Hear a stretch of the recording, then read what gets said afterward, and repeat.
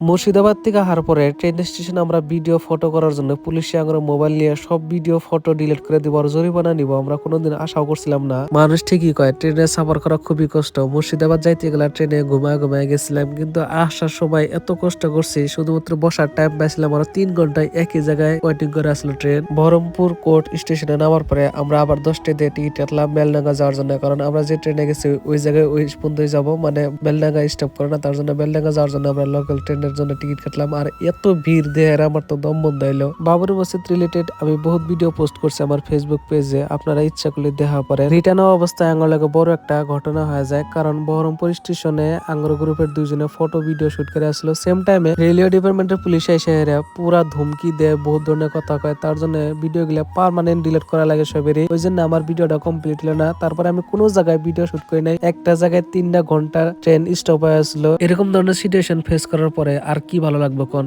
কোনো ধরনের video shoot করি নাই, মোবাইলটা পকেটে আসলো, সুইচ অফ করে রাখছিলাম। এক কথায় কবার গেলে 3টা ঘন্টা একটা জায়গায় খাড়ায় আসলাম, ট্রেন ওয়েটিং করে আসলো। এর কারণে মুর্শিদাবাদ থেকে আসামে আইছি, একটা মানুষও জানে না, মানে একটা স্টোরি পর্যন্ত দিই নাই। মনটা খুব খারাপ হয়ে আসছিল। দেখেন সকাল বর্তমান 6টা বাজলো আর 6 মিনিট বাকি আছে, কিন্তু সানসেটের ভিউ দিকে বরফ পড়ছে মনে হয়। গোয়ালপাড়া থেকে মুর্শিদাবাদের এই ব্লকটা দেরি হওয়ার একটা রিজন, আমার ভয়েসটা এখনো ক্লিয়ার না, আপনারা দিশা পাইতেছেন। সর্দি জ্বর প্রচুর গেছে, মানে খুব ঠান্ডা পাইছিলাম, এখনো ঠান্ডা আছে, তার জন্য এত দেরি করে ভিডিওটা পোস্ট করলাম। তো আপনাদের ব্লগটা কিরকম লাগছে সবাই কমেন্ট করে জানাবেন, আর যদি নতুন হয়ে থাকেন পেজটা ফলো করে দিবেন। ধন্যবাদ।